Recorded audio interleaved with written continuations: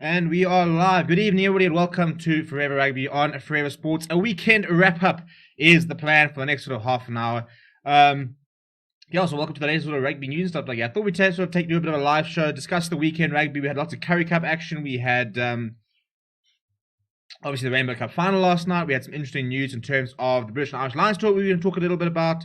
And just sort of reflect on what we sort of learned from the Rainbow Cup, what we've sort of seen in the Curry Cup, what it kind of means, and kind of have a bit of a look ahead in terms of the week to come and the weeks to come, because we've got a very, very busy schedule in the next couple of weeks as the SN20 series gets underway. Obviously, lots of Curry Cup, British and Irish Lions tour. We're moving into the international window. The top 14 final is coming up. Lots and lots of rugby. So, yeah, let's smash live. I can settle in. Let me know what you thought of the weekend's rugby. Let me know what you thought of the Rainbow Cup final. We're going to talk a little bit about some of the reaction to it, because I think some of it's been quite over the top. I mean, let's talk about the fact that, you know, what it kind of means, and whether we can take yesterday as a match and sort of take it for the entire sort of. I mean, is that exactly what we're going to see in the United Rugby Championships? Basically, we're going to talk about. You know, should we be really worrying? Was it a sort of once encounter? So that's sort of the plan. Let me just get this out. So let's start with the British and Irish Lions series. So an article was published today, I think it was SA Rugby magazine, and suggests that the SA Rugby have asked the South African government, the COVID committee, basically the South African government, to think about allowing 10,000 fans, or at least 10,000 fans, into the British and Irish Lions series. Now, obviously, South Africa is currently in the middle of a third wave, and the infections and positive cases are really, really high at the moment. So we kind of sort of assumed that, you know, the possibility of fans in the stadium was going to be a non-starter, that we weren't going to have anybody in the stadium, and that was just kind of the reality we had to sort of deal with. So it looks like once again, I mean, look, I think SA Rugby a couple of weeks ago we're trying to sort of petition for potentially trying to get sort of 50% capacity or 25% capacity and stuff like that. But obviously the third wave has made things very, very difficult to even get that. So they are asking for 10,000 fans. Look, and when you think about the stadiums that we're going to have, I think the smallest stadium we're going to use is Loftus, which seats about 50,000, I think it is. Let me verify that. We looked at this the other day. So the smallest stadium, as I said, we're going to use is Loftus, which seats 51,000. So, I mean, 10,000 people in Loftus, that's one person every 10 seats. So that, I mean, I struggle to understand how that would be any less dangerous in terms of risk of infection than going to the pubs, going to churches. I mean, a lot of schools are going online at the moment. I'll grant that, but as I said, there's a lot of events that are happening where you can't have, you know, where there's no social distancing, where there's no mask wearing, like the pubs and stuff like that. I always use the pubs example. You can go to a packed out pub, which is, you know, you sit at a table with people you don't see every day. Your masks are off, you're having a drink, you're having food, and you're spending 2-3 hours there. I don't understand how you can consider that safer than going to an open-air stadium with one person every 5 seats, wearing masks for less than 2 hours. I mean, it's 2 hours, really, from beginning to end of a rugby match. So, I mean, I can understand that there would be a lot. I mean, there's definitely a case that SA Rugby can make. And, I mean, that's just Loftus. Loftus will be one every 5 seats. If you put 10,000 people into the FNB Stadium, for example, that's one every 9 seats. So, you know, if you do a sort of thing where you sit there, and you know, family members can sit together, and you do it maybe on a surname basis, I don't know how you can control that, but you kind of sort of make it available so that you can buy, you know, maximum of 2 or 3 seats, and family members can sit together, and then you do it sort of skip sort of 2 rows in and around you, and, you know, you just take a big stadium map and you say, right, if we can put one person there, and maybe 2 seats, 2 seats, 2 seats, 2 seats. You literally could put 10,000 people in and still be sort of 2-3 meters away, and you obviously make it compulsory to wear masks. And you have a big screening process at the front, you do your temperature and stuff like that, obviously your name is on the ticket and everything like that. So in terms of tracking, if somebody then does test positive, in terms of being able to identify the close contacts, it shouldn't be that difficult. And I don't think that it will be that, as I said, I don't think it would be this massive sort of super spreader event, because I think that you are consigned to seats. So you are pretty much sitting in one place the entire thing. I think it's very different to like a music festival or a concert or something like that, a standing concert. I mean, obviously a sitting concert, I think. But I mean, if you can go to the cinemas, for example, and sit like that, why can't you go to a stadium? You're outside, You know, it's as I said, it's very well ventilated and everything like that. So I think that they've got a big case, and I think that if they get it right, I mean, I do know I've got some inside information, I suppose, that there is a system, access system that has been developed for the tour, which has a lot of different features, and it's like it takes your temperature, obviously you got your ticket number and stuff like that, whether you've been vaccinated or not, and that kind of thing. So they've developed the systems to try and get fans in. So if they get the go-ahead from the SA government, which I don't think they probably will, but if they do get the go-ahead, they've got the systems in place to be able to sort of implement this quite quickly. The problem is if you're getting fans into the stadium, I mean, it's what, the 20th of June? First game's on the 3rd of July. So you've got less than 2 weeks to try and sell tickets and everything. But I mean, if you're only selling, I don't know, 10,000 tickets, I don't think you would struggle. And yeah, so I think that there's definitely a certain amount of merit. I think obviously it's very difficult to now have this conversation in the middle of a third wave, but I think that you could get it right. I don't see how it would be that big of a deal if you as I said, if you really limited it. We've got massive stadiums. That's the one thing in South Africa we could do. We have huge stadiums, so there's definitely enough space to be able to get people into the stadiums safely. So I hope they manage to get it right, because even 10,000 fans would make a massive difference. You know, I mean, 500 fans would make a massive difference. But let's just try and get some people into the stadium. Let some people go and watch these games. Obviously, if it is possible, we will try our best to get tickets and try our best to get you inside the stadium if you can't get inside the stadium. But we will be live for every single British and Irish Lions game over the tour. So don't worry. You know, if you don't get to go to the game, or if you need somebody to watch with, we will be live for all those games. So you can come and hang out over here. As far as I understand, in terms of watching the games, there's no free-to-air services around the world that are doing it. It's all paid subscriptions and stuff like that. Like South Africa confirmed that SABC won't be showing the games, for example. So hopefully that, you know, look, I mean, the idea of a watch-along is ideally you watch the game, and we kind of watch the game together and we talk about it. But in the event that you can't watch the game, we hope that it's kind of the next best thing. At least you can have an up-to-date scoreboard, and you can kind of understand more or less what's going on. That's why we do it. That's why a lot of people tune in and stuff like that. So we'll make sure that we bring you the as good a coverage as possible. It's quite an exciting tour. I don't think anyone's ever done the sort of coverage we're going to try and do for an event like this in South Africa. I think that's the main thing. We've got fan forums planned. We've got previews, reviews. We're going to have rating shows where you can rate all the players and stuff like that. We've got so many cool plans. I'm very, very excited to actually get underway. But hopefully we do get some games in. Also, it's interesting about in terms of venues is that they have confirmed that Loftus and Ellis Park will host the two Georgia matches on those 2 Friday nights. The first game is going to be at Loftus, I think, because I think that it's going to be Lions versus the Lions on Saturday, the 10th of July. I mean, on the 3rd of July. So it'll be Loftus, I think, in the first Georgia test, and then it will be Ellis Park for the next Georgia test. Guido said fans must sit in pods. Yeah, I just think that there's enough space to be able to do it properly, and I really, really hope that they get permission and we can put fans in stadiums. It'll just be so depressing if, you know, this event like this comes along and we just can't put any fans into any of the stadiums. It'll be very, very frustrating. So I really, really hope that we can try and get that right. I definitely think they can get it right. But yeah, so I mean, in terms of the Currie Cup this weekend, we'll sort of move on to that. We had a very interesting weekend of Currie Cup, and some teams getting off to a really good start. I mean, we had bonus point victories for Western Province and the Sharks. I think Sharks are probably the only side who can kind of look at their performance and be quite happy with the day's work. You know, they played a tough Griquas side. They got the bonus point. And I think there were quite a few good performances. So I think that Sharks 30 points to 16 is probably the... Look, I'm sorry, and the Pumas. I'm talking about sort of the main 4 sides. But I think the Sharks and the Pumas were the biggest winners this weekend. Obviously, Western Province got off to a bonus point victory. So, you know, they'll be happy. But I think the fact that they conceded 24 points and they conceded a bonus point against a Bulls CDE team will not be... they'll not be happy with that. You know, it was a bunch of club players and fringe and amateur players that managed to go and get a very good result against the Bulls, which I don't think the Western Province would be very happy with. But, I mean, for the Pumas, for example, I mean, they're obviously the biggest winners across the competition. I mean, to go and get a bonus point win against the Lions, 39 points to 10, absolutely outclassed the Johannesburg side. Good on them, you know, good on them. And some really big performances, some very key players who I think probably could be playing for better unions. You know, the likes of Etienne Talliard's a very good finisher. Eddie Forshire managed the game very well at fly hop. Willie Engelbrecht, I think he's destined to be a part of the rainbow of the United Rugby Championship towards the end of the year. They've got some very good players. To the Pumas, and they've got a very good coach. And I need to go and answer a few of the comments over the weekend. It's been very busy, but a couple of people in the comments were talking about the coaching at the Lions, and you know the fact that they haven't been convinced with Cash van Ooyen and the coaching staff. And I think they've got a very good point. I think that the Lions are a side with lots of talented youngsters, but I don't think the coaching staff is good enough. it was always going to be a little bit of experiment in terms of promoting within and trying to see if the coaches who haven't had a lot of experience, pretty much no experience in terms of this level, can they sort of carry and do something special? And the answer is no. We've been promoting internally since Jan Ackerman's appointment.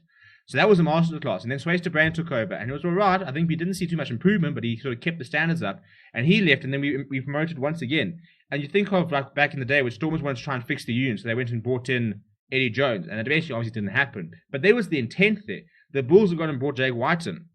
So they brought in the best coaches they can, and look what's happened at the Bulls. Obviously, last night was a bit of a disaster, but you cannot deny that side is playing very good rugby and far better than any other unions. The entire union is being run far better than I think any union in the country.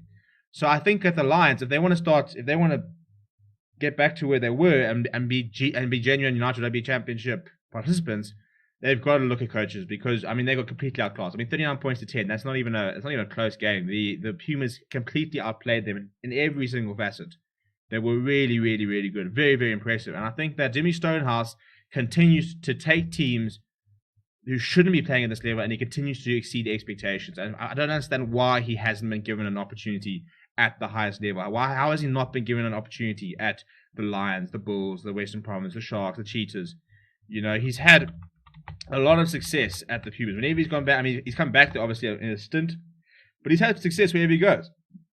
He's very, very experienced now in terms of the way he's coached. I mean, he's been coaching since, the 90s. So he's got lots of experience. But I mean, you look at his sort of coaching credentials, and as Pumas Craven Week, it was in Ermelo. I think coached the Russian under-19s, the Russian sevens, more Craven Week sides. I mean, the Pumas was the biggest was the biggest team he's coached, and he coached them to very good faith for 7 years back between 2008 and 2015. And then he went overseas in 2015-17 to Japan and did some coaching over there. And now he's back at the Pumas. But every single time he comes back, he does very well, and he gets the job done. So I think that he deserves an opportunity at one of the best unions. And as I said, as a Lions supporter, I don't think he could do much worse. I think he could definitely get this tight side doing better. The one thing I will say about Pumas players and Pumas teams, they trust their coach. They play for their coach. You can see when they're out there, they put everything on the line for themselves. And I think that sort of mentality, that sort of attitude is what got the Lions so far. When we could see when they were doing really well, it was a very close group of players who had been written off, who were playing for each other, who were playing for their coaches, who were playing for their unions. And I just think at the moment they're kind of just lacking a little bit of direction. Spiro, are there going to be crowds? Well, it's not verified. We spent the first sort of 10 minutes talking about that. It's not been verified, but SA Rugby have made a formal request to try and get at least 10,000 fans into all the games, which I suppose across, what is it, about 6 or 7, I think 8 games, would be, I suppose 60, 70,000 fans across the tour, which is better than no fans. So hopefully that gets looked at. Sean Farrell, evening, Sean said, I think until September, the Lions should look at coaching setup that has been in big clubs and tournaments. Look, I think ideally, I mean, we saw what happened with Benetton, who's got a New Zealand coach at the moment, but I think you need to go and find somebody you've got to, as I said, what I keep saying, and I said on Friday, the Lions have to start acting like a big union. We are a big union. We can't be promoting, look, sometimes it can work, but you can't be promoting a former strength and conditioning coach into head coach role and expect to go overseas and play against sides who've got proper coaches, who've got international experience. I mean, you've got players who are international coaches coaching in this, in what will be the United Rugby Championship. And how are you going to compete? It's not like we've got this amazing group of players who are at the best in the prime of their careers and performing. You just kind of have to guide them. It's not quite like a Zinedine Zidane situation where all he has to do is come and sort of manage the egos and make sure that the incredible players he's got who are at the peak of their powers, play in a certain direction. We've got a very young side, and you need to bring in a coach to foster that young side. And I don't think it's just the Lions. I think you can extend that same sort of criticism. Is John Dobson the right player right person for Western Province and Stormers? Is Sean Everett the right person for Sharks? Are our coaches in South Africa good enough? I think it's a very valid question, because I think that on the brink of last night's defeat at the hands of Benetton, we're going to get more into that in a moment. I think a lot of people are starting to worry that we're not actually as good as we thought we are, and we need to actually start worrying. And maybe it's a bit of a rude awakening that we kind of start questioning that fact that we watching each other play against each other and we're thinking, well, it's nice and close, but maybe we're off the pace. So I think there's definitely a lot of merit in the idea of looking at bringing in better coaches and world-class coaches, coaches to establish. Go and find someone who's been around the block, who's coached at this level for a long time and had a lot of success. Go and headhunt people. Bring the best into South Africa. Even if you bring back coaches, bring back Johan Ackerman. Go and make big decisions like that. Saturday we saw the Greek quiz lose to the Sharks. So it was a bonus point victory for the Sharks. I think they'll probably be quite happy with that performance. Getting a bonus point in Kimberley is never easy. It's a very difficult place to go and play. But I also think the Greeks had some good moments. I think they've got some good players. I really like watching Edwin Cater. I think he's a very nice finisher, very nice hard-working player. I thought that there were some very good moments in that Greek side. Gideon van der Merwe puts a lot of effort into it. I thought Ruud Steenkamp, the captain, tried very hard, made a couple of errors, but he tried very hard for the Griquas. And it's very nice to sort of see a lot more sort of Varsity Cup players. We saw a lot of Varsity Cup players in that Vodacom Bull side. But it's very cool to see that competition, which it adds so much value to South African rugby. We are now seeing those players in the Currie Cup. So, yeah, I mean, I think that's probably the biggest victory. But what I was saying the other day on Twitter is I was talking about the fact that I love the fact that we get to see new players during the Currie Cup. I love the fact that Varsity Cup players are coming through. But at the end of the day, this is the Currie Cup. This is our premier South African competition. And I'm not going to bring the Bulls into this. I think that they obviously had very exceptional circumstances. But we don't have our best players playing in the Currie Cup. Even without the Springboks. You look at the Lions, and they were resting some players for the Pumas, and they got handed to them. Even the Western Province, I think, they got a bit of an injury crisis. But we saw some of the players, and I think it's we need to try and bring more players back from Europe and more players up from the system. But we've got to make sure that the Currie Cup is very competitive, and we are seeing a very high standard of rugby and a high standard of players playing in it. It cannot become a competition purely played by young players and players on the fringes. But yeah, obviously you're going to identify some talent. That's very exciting. But we need a high standard of rugby. We need to, and the Currie Cup's going to go straight into the United Rugby Championship. So you need to, at the end of the Currie Cup, be playing at a standard suitable to then move on to the United Rugby Championship. And are we going to get that standard? I don't think so. I mean, obviously we don't have any Springboks at the moment. But even beyond that, and when that 44 group comes down to 36, we've got to make sure that all those players are back into the Currie Cup system. Sean Ferris says, try ex-international coaches. I agree. Grant Swart says, yes, John Dobson is the right coach for West Province for now. Western Cape fans don't do well with players and coaches not from the region. I would have loved to have seen how Eddie Jones would have done. I mean, I get what you're saying with that, but I really liked to have seen what Eddie Jones would have done, because, I mean, could he have a similar impact to Jake White? I mean, obviously you do need to understand the structure and stuff like that, and I think that's why some coaches work really well. Because I mean, obviously we've seen some international coaches. We saw John Mitchell come into the Lions, and it didn't really work out for him. Didn't really understand what was going on. And Johan Ackerman was much better at that because he understood the union, he understood the structures. But you've got to make sure that the person in place is the best of the ability. So, if that's molding, getting a big international coach and having a really, really good assistant coach underneath him, I mean, that's another thing. Just because. So if you like, for example, like John Dobson, as you said, he knows the region, he knows the area very well. We need to sort of normalize the idea that these coaches can still do a job underneath something. I mean, look at Pine Pienaar. Pine Pienaar has coached at the highest of levels, and now he's currently coaching like the Bulls and junior setups and stuff like that. You need to have you've got to have top coaches across the board. So yeah, I think that's where certain unions have got it very right. I think that, as I said, I think the Bulls' coaching staff is very good. I think the Sharks are decent, but I do think. I'd just like to see our best coaches back in the country. I mean, as you could see, people went very popular with stuff like that. Peter de Villiers is now at EP and stuff like that. But, Johan van Graan getting back in the country. Let's get Johan Ackerman back in the country. And let's just try some new faces. We saw how well John Plumtree did for years. It'd be nice to get some more sort of blood into the system. Sean Fair says, why not bring in a coach from the Varsity Cup who should have ideas to make the sides play well? Yeah, I mean, there's a lot of people a lot of coaches who are working from the Currie Cup and sort of making their move up. A lot of coaches, it's become a very, very competitive place to be involved in the Currie Cup. It's very much an interesting pathway for a lot of coaches. And I do think that there's definitely, it's nice to have more opportunities at the top level where coaches can come through and be coaching, I don't know, like a UWC who have risen from Varsity Shield to the Varsity Cup. And those sort of coaches get recognized from there. Grant says, for Western Province, John Dobson paid his dues through the ranks in Cape Town. I mean, I like John Dobson a lot. I mean, having been in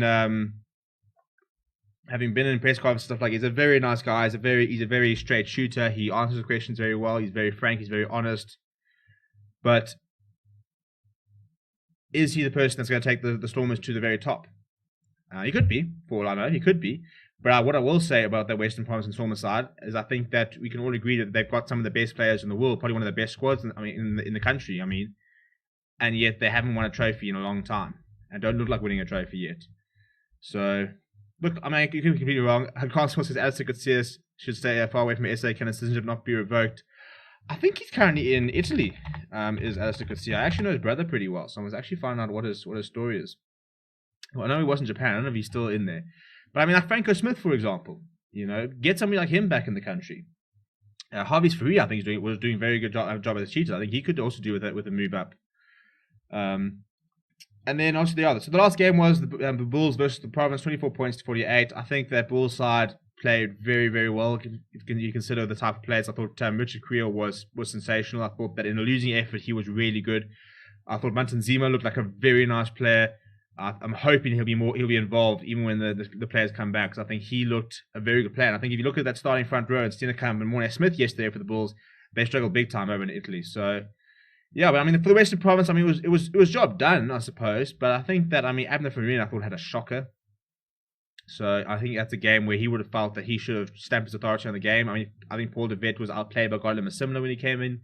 Dan Duplessis had a decent game at inside centre, but I don't think that the Western Province would have been happy with that performance. I think Sanatla struggled to get into that game. Evan Ruiz was very good, but Jihad Toy was quite quiet. So, yeah, it was a bit of a weird game for the Province. Obviously, you're not going to complain about a bonus point victory, but it wasn't a phenomenal game. It wasn't a brilliant performance.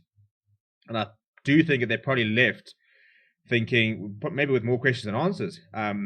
I'm assuming the Western Province will stay in Johannesburg. They're up against the Lions on Wednesday. It's the only midweek fixture, and that's the last time the Lions will play until after the British and Irish Lions. So we've got Wednesday, we've got Lions versus the Province in Johannesburg at 7 o'clock, and the Lions will not be playing this weekend. They will not play midweek or Friday the 2nd of July. The next time the Xerox Lions will play after Wednesday the 23rd of June is Saturday the 10th of July. So I think it's a very good thing. I think that team needs to go away and sort their rubbish out after that performance on Friday. They are going to have a very hectic schedule though when they do start playing games. So hopefully we've got a full squad to choose from there. Shano now says, do you think the Bulls will bounce back and win the Currie Cup again? I mean, I think they're probably the favourites. I think them in the Western Province will probably fancy themselves in the Currie Cup. But we'll talk about last night. So last night, the Bulls went over representing South Africa to Italy, and they got completely outclassed, outplayed, outfoxed, out everything by Benetton. It was a sensational performance from the Italians, and the Bulls looked like an amateur side that didn't really pitch up. I don't know if it was a case of the occasion got to them, whether it was just a really good performance from Benetton, if it was an off day for the Bulls, but I don't think I'll read too much into it. A lot of people are kind of throwing the water out, the baby out with the bathwater. I think it was a very impressive performance for Benetton, but I think that the more I read about it, the more they've had a decent project that they've been working towards a moment like this. So fair play. I think we also forget how young this Bulls project is. I mean, Jake White's been there for a year. He's been bringing these players in for a year. So whilst their turnaround was very impressive and they won the Currie Cup and Super Rugby Unlocked and they dominated the Rainbow Cup again, it's definitely a project in work. And I think that they missed a couple of key players, which I think would have made a difference. I think Morne Steyn and Duane Vermeulen would have made a huge difference to that Bulls setup yesterday. I think that they needed a bit of calmness. I think they needed people who have been there, done that, just do the basics right. I thought Marcel Coetzee was supposed to be that person, but he ended up having quite a poor game, which didn't help. Chris Smith struggled a little bit. Ivan van Zyl struggled a little bit as well. So I think that was kind of the problem, is some of the key players didn't really pitch up yesterday. And when that happens and you're under the cosh, it becomes very difficult. It's very difficult to expect youngsters who have never played in Europe, have never been in that situation, to suddenly be able to sort of pick up the slack and lead their side from the front. Sean Farrell saying, I also think the URC sides are used to one attack defense setup and have not expected type of attacking defense the North has. Yeah, I think that's also that. I mean, that's what a lot of people in the comments were saying in our review. They were saying that's the first time that this side has gone and played a side in Europe, and it's going to take a while to adapt. But just as it's going to take us a while to adapt, it'll take those teams that have similar issues. When those teams come down and play in Pretoria, they're going to have similar issues in that they're not used to how South Africa play rugby. So it's a bit of a double-sided coin. I don't think that we need to panic about last night. I think it's a big wake-up call that we need to not underestimate the sides. But I still think that the South African teams will do pretty well in Europe. I think that we've got good sides, and I think we've got good players, and I think we'll be okay once we adapt. So I don't think that we need to completely panic and say that we're completely off the ball. We're going to be the four worst sides in the URC. But it's going to take some time to understand how they play rugby, how they officiate differently, how they do lots of things differently. I mean, I thought the scrums yesterday was very nice seeing fewer scrum penalties. We see so many scrum penalties down here in South Africa. We didn't see that many yesterday. So I think we'll be okay. As I said, I don't think we need to panic. I don't think that the Bulls losing means that we cannot compete and that we're hopeless and it's that. And what I will say, I want to talk about this, is and it pissed me off last night, is to see all the comments about how that was a result of the quota system, how the quota system has ruined rugby, and that was why we lost last night. That's not why the Bulls lost last night. The Bulls did not lose last night because there's a quota system in place. It is absolute nonsense. I hate how as soon as everything goes well, there's not a single mention, there's not a sniff, there's not a thing, there's not a murmur, not a whisper. When we won the World Cup, there was absolutely no mention of the quota system. There's absolutely no mention of transformation. In fact, if there was, it was, you see, when you do transformation well, we can produce some amazing players across the board. We can put a team together which can win the World Cup, and everybody's happy. And the Bulls have been doing very well, and there's been nothing, not a murmur, not a whisper. They get outplayed by a very good Benetton side, and all of a sudden it's the transformation system's fault. It's absolute nonsense. That is not what they lost last night at all. At the end of the day, the best players in South Africa are not playing in South Africa. That's a fact. That's something we have to live with. And I don't think there's any other country in the world which has as many players. In fact, there isn't. We know there isn't. There's no country in the world that has as many players playing outside their country at the top level than South Africa. And the reasons for that is it's very simple. It's currency. And look, New Zealand have a policy in place where you cannot go and play outside the country. So they all stay within New Zealand and stuff like that. But a lot of their players more and more of those players are starting to sort of sacrifice their New Zealand career to go overseas and play. So it's not just a South African problem. At the end of the day, you cannot compete with salaries paid by Premiership clubs and top 14 clubs. And even some of the Pro 14 clubs, when you've got currencies like the euro and like the pound, how are you going to compete? It's the same. I mean, it's not just a rugby problem. There are plenty of sides in the world where all their best players play in a different country. Look at the Premier League, how many international players they've got. You've got sides like Argentina with a lot of their players playing over in Europe. It's not a uniquely South African problem. So I don't think we need to sit there and say, oh, well, it's because we've got this quota system, it's because we've got transformation, therefore we can't compete. If every single professional rugby player came back to South Africa tomorrow, we could have 4 of the best sides in the world. We could. If you're bringing back Cheslin Colby, Damien Delendi, Faf de Klerk, all the Sale Sharks contingent, that's half a team itself. But then I said, Cheslin Colby, Dylan Lace, Raymond Roulet. I mean, there's so many players overseas. I'll Andre Pollard. I mean, it's the Damien Delendi or Achia Sneeman. Even the Japanese players, your Malcolm Marx, your JC Creels, your Marcus Blom-Pimpi now back from sabbatical.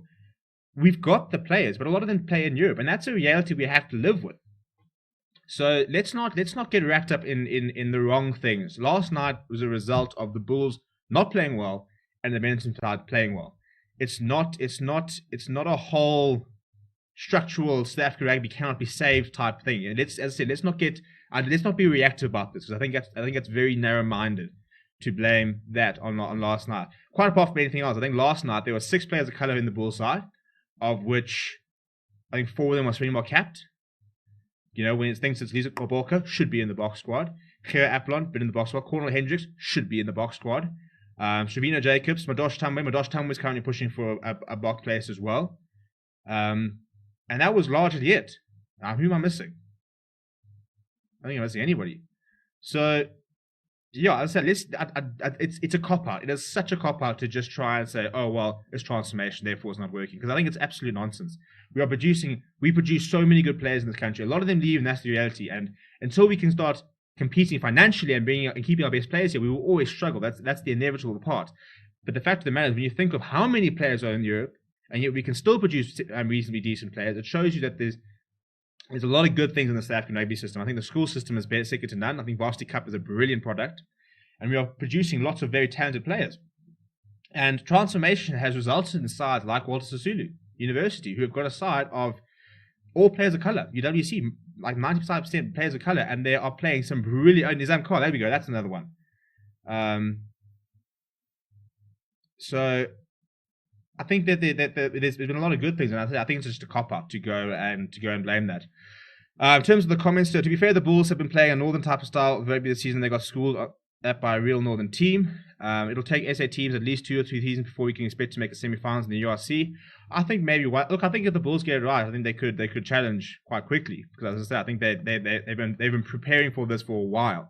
And whilst I think Benetton, but also let's be honest, Benetton are not necessarily a typical northern side. I mean, Benetton are a different side to Leinster, or a different side to Glasgow Warriors, or a different side. They're all different styles. Just how we saw the Lions playing a very open champagne type rugby system that worked really well, we've seen for years Bulls playing a very pragmatic, physical style of rugby which works. So, there'll be different styles of rugby, and the biggest thing is you need to be able to adapt your game and your game plan to counter their different types of rugby. At the end of the day, the Springboks play the same game plan every single. I mean, Rusty Russell said, he said, "What we know, everybody knows how we play, but can you stop us?" So you can do a similar approach. If the Bulls have got a team that's good enough to be able to sort of outbully them and stuff like that, they can do that sort of thing. But they couldn't do it last night. They were run off their feet, and I think a lot of players had some bad games. In a different world, they start a little better. They capitalize their points and stuff like that. I mean, it's games can be down to the finest of margins. Let's also not forget how much confidence can affect a game. Pollard Busy does not make that tackle on Marco Jansen Furen, for example. He does not make the tackle and the Bulls go over. The Bulls take a lead, and the momentum was shifting a little bit there. I go back to that moment. I think that was the moment that Benetton won that game, because the Bulls had just scored, and they were all in to look to score again. I think if they had scored, momentum starts shifting. When you do well, it's easy to keep doing things well. It's very difficult when you're struggling to try and flip it a switch. And that's what Benetton did. They started off really well, and they just sort of kept adding these moments. They kept doing things right. And the crowd was with them. And they just had a really good day. As I said, I don't think we need to freak out. Sean Farrell says Benetton had a point to prove at the end, because of having an easy way to the final. That's what I think. Yeah, exactly. I mean, even they were being told they weren't good enough, stuff like that. So they had nothing to lose. Grant was the only way our teams compete is if we have 3 Patrice Masepes at every team. Yeah, it's just frustrating, because I think that apparently the Bulls are kind of working around that salary cap, because obviously every side's got a salary cap. And John Dobson was sort of boasting that the Western Province currently operate underneath that salary cap, which it's a bit of a strange thing for me when you've got players leaving, and yet you're basically telling everybody that you're not using all the money that you could. But the Bulls apparently structured quite differently in terms of they set people up for after their careers. And I think that Sharks are doing a similar thing. And that's what Bongi Manambi kind of said. He said that from a personal level, that's why he went to the Sharks. He said that he liked the fact that they're going to prepare him for life after rugby. That is literally why Skalk Brits came back to the Bulls, because they pretty much said, come play rugby for 2 years, you'll walk straight into a job at AFGRI, and then you'll be sorted. We'll sort you out. Don't worry, we'll look after you. And so that's the thing where a lot of them, that's why a lot of all the players are coming to the Bulls, I think, because they're sort of saying, well, you're coming to the end of your career, come and give us your last 2 or 3 years, and then we'll sort of sort you out with life after rugby. And I think, you can kind of get away with it with endorsements and the way you kind of structure packs and stuff like that. But I think until more unions start doing that, I mean, for example, the Lions owner, I think he's the Glassfit guy, but we don't see anything about that. I mean, we know that Patrice Motsepe and Jan Rupert are pumping money into the Bulls. We know that the US consortium MVM Holdings are pumping money into the Stormers. We know that all the money in the Western Province Rugby Union is disappearing into pockets of administrators, and there's a lot of mess down there. I don't even know where the money's going in the Lions. We're not seeing any money being put in. We're not seeing massive chances. We're not seeing, But if SA Rugby do tweak that salary cap, I think that we could start to compete with overseas players. And overseas teams in terms of players. And if we have those players coming back, it makes a huge difference. Take that Bull side and add Pollard to it. I don't know, who can we add to that Bull side? Let's add Raymond Houle at outside centre. He's playing very nicely there. Let's add, who do they need? What do they need? The hooker, let's add Akafanamerva to it. Let's maybe put Leo Diago in the locks, and look at that side there. It's completely change the side. You take the Lions side and you add Franco Mostert, you add Faf de Klerk, you add Malcolm Marks, you add somebody like who else?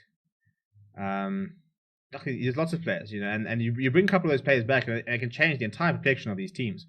But until the SA Rugby decide to extend that salary cap, it's going to be a big issue, because we can't compete. Not even if and the frustrating thing is we've got some unions which could have the money. I think the Bulls are a union that are saying that if they extend the salary cap, we can fill it up and we can bring players in. But SA Rugby won't do that, because they're trying to keep things level and trying to keep a level playing field. it's frustrating because I think that, and I can understand it to a certain degree, but if you look at, let's look at football, because football is something that's incredibly professional. The Premier League doesn't put out a salary cap.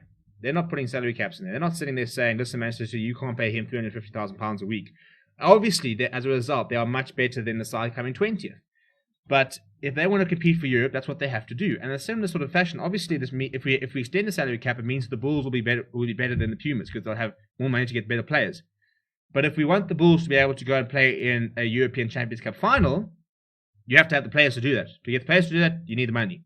So I think we will have to review that salary cap in the coming years because it's just not feasible not to have it. Well, not to not have it, basically, you know. Grant Swell says West Brom is staying under the salary cap because most of the squad come through the academy and they offer those boys entry-level contracts. Yeah, 100%. And that's why we see a lot of them. That's why people leave, you know, because you come through as an academy player and you play, you make 3 months, you're doing very well, and then you get the big contract and you're out of here. And I think that's why, for me, a player like Alton Yankees, who might leave now, deserves a lot of credit because he's been receiving offers for about 5 or 6 years to go and play over in Europe and Japan. And yet, apart from a sabbatical in Japan, he's continued to stay at the line. But a lot of these players play, get their contract off. It's now coming to a start where they're just taking straight out of school. And what are you going to do? I mean, you can't afford to go and offer some 18-year-old, you know, 70,000 rand a month. But some French club can. And as an 18-year-old, what are you going to do? You know, I want to go and pay for my sort of mediocre salary and work my way up there. Or I can go over to France, stay in the south of France for a young 4 years, earn a lot of euros, and ball out.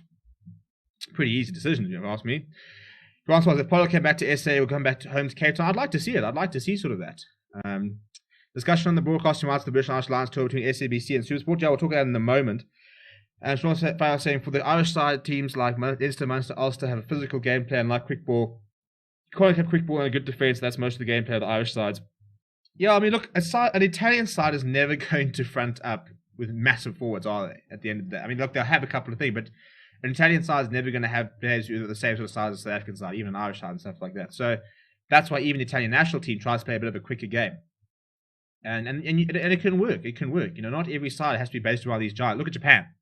Japan are never going to have a pack of 950 kgs. So what did they do in Spring March 2015? They ran them off their feet. They were quick. They were highly skilled. They were very things. So yeah, it's all about sort of getting and playing to your strengths. I think is the biggest thing. So yeah, in terms of the broadcasting arrangement, so I actually did my master's thesis on broadcasting rights. And I was doing a creative thing, and I was talking about the fact that if Cricket South Africa want to promote cricket and build cricket, and especially with transformation, and be able to sort of produce the next generation of players, you've got to make it accessible, and more accessible than just having a net in the thing. And for rugby, it's a lot easier. You need a rugby ball. That's all you need. You can use a blooming Coke bottle. You need anything that can serve as a rugby ball. So it's very easy to get kids playing rugby or just passing a ball, kicking a ball, you know. But if they don't see the game, if they are not seeing the game on TV, if they are not creating heroes, you know, if we want a kid to grow up and want to be like Sia Khaleesi, want to be like Cheslin Kolbe, want to be like Kanya they need to know who they are. They need to see them. They need to be able to see, oh, there he is, and he came from here, so I can get there. They need to be able to see a career path. On SABC, you're seeing PSL all the time, and so you're going to sit there thinking, well, these guys are making it, and that's where I wanted to go to. If we want to grow the crickets, the rugbies, and even the smaller sports, you know, your netballs, your athletics, your Olympic sports, your cycling, stuff like that, we need to make it more accessible. We need to make sure that these games are being shown on the SABC. So I think it's a massive, massive issue that the SABC won't be broadcasting it. But it sounds like it's a bit of a technicality, because it sounds like the agreement was that they will be able to show it, but only on SABC 1, 2, and 3. And SABC said, no, we can't do that. We have to have it available on OpenView and I think the streaming site, basically.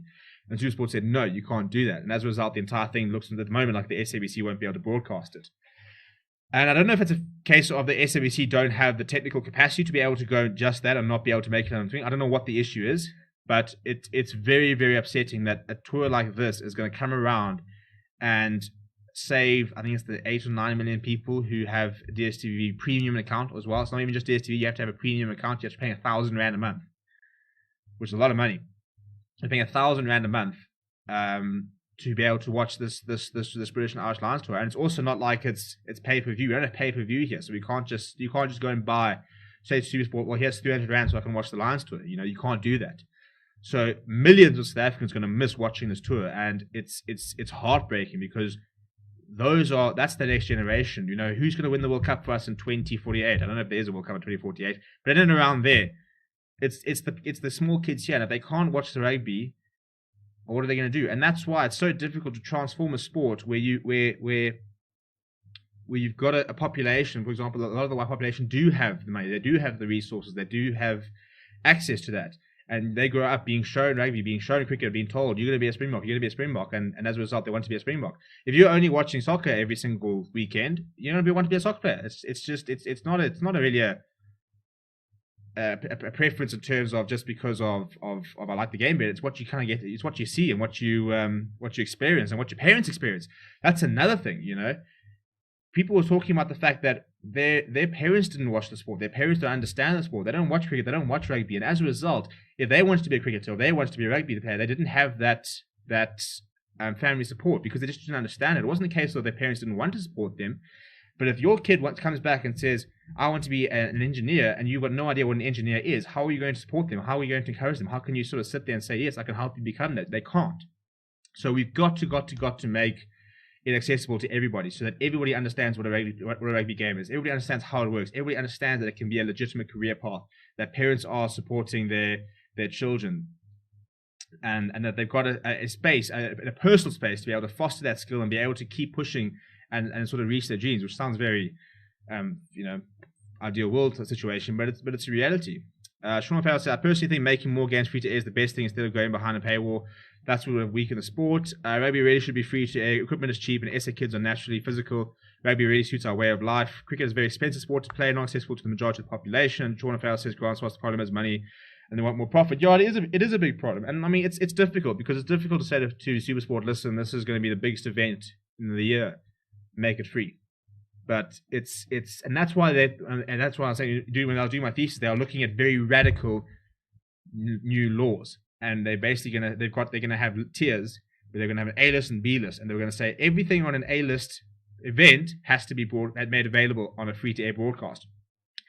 That doesn't mean it has to be the SABC though, and I think that's where South Africa really falls true. The fact that the Euros are currently on BBC, for example, in the UK. We don't have a functioning state broadcaster. The SABC's got no money. That's issue number one. So we can't deny how much good SuperSport do. I mean, MultiChoice do for South African sport because they've got the money. They've got the money. You know, CSA make a lot of money from broadcasting rights.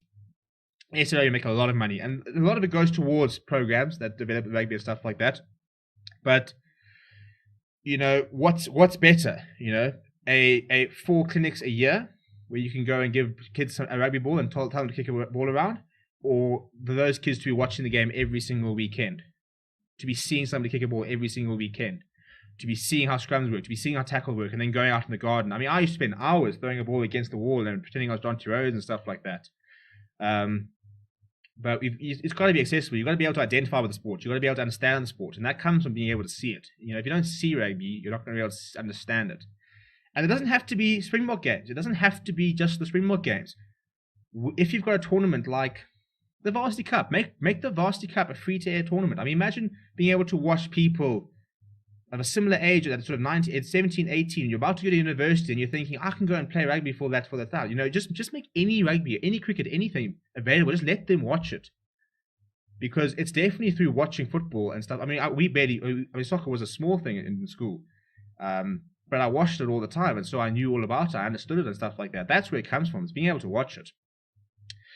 TRX Gamer says, at least get the Curry Cup on the SCC. And it was. And that's the thing. When we had focus groups talking about this, people were saying that it used to be available and you used to be able to watch it. And as a result, they identified and they created heroes. But if you can't watch it, you can't create heroes, you can't sort of go down that way. It's so, I could talk about it for hours. I think it's so frustrating.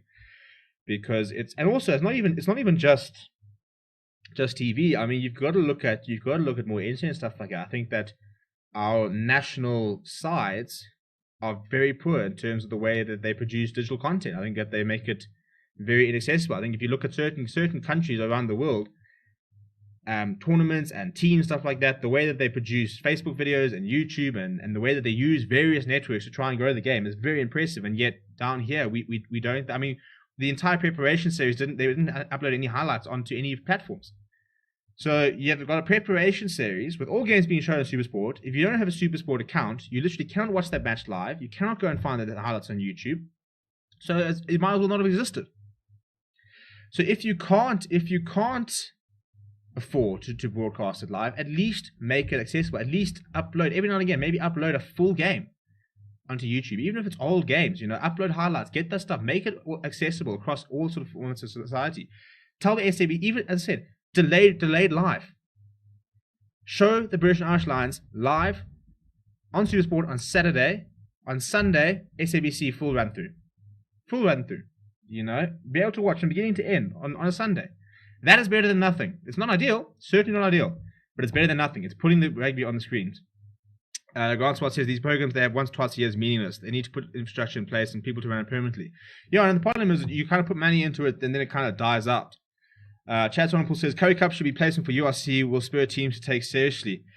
I think I'd like to see that, and I can understand the thinking, but the problem is that we then need to make sure the Curry Cup is competitive, but we've got our best players. It's difficult to sort of say, for example, having a Springbok side series during the Curry Cup, like now, where you've got maybe a Sharks, you could be missing 10 Springbok players.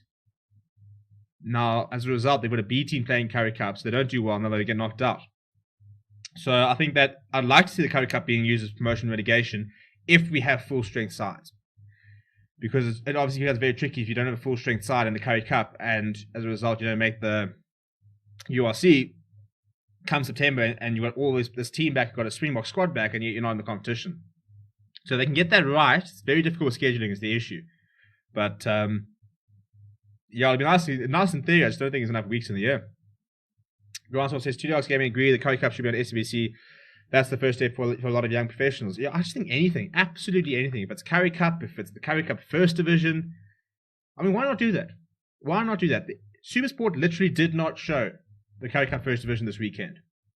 The Greek was playing, not Greek, the EP were playing Falker, Elephants, Burland, all the likes were playing this weekend. Why can't we at least have that on the SABC? Something's better than nothing. At the very least, you can, and for many sort of poor communities, especially like a team like Eastern Province. The Eastern Cape is huge. It's the breadbasket of SA Rugby in many ways. There's so many players coming out of the SA Rugby. So why not make sure that the SABC is showing all the EP games? Go and show the local kids who came from your town.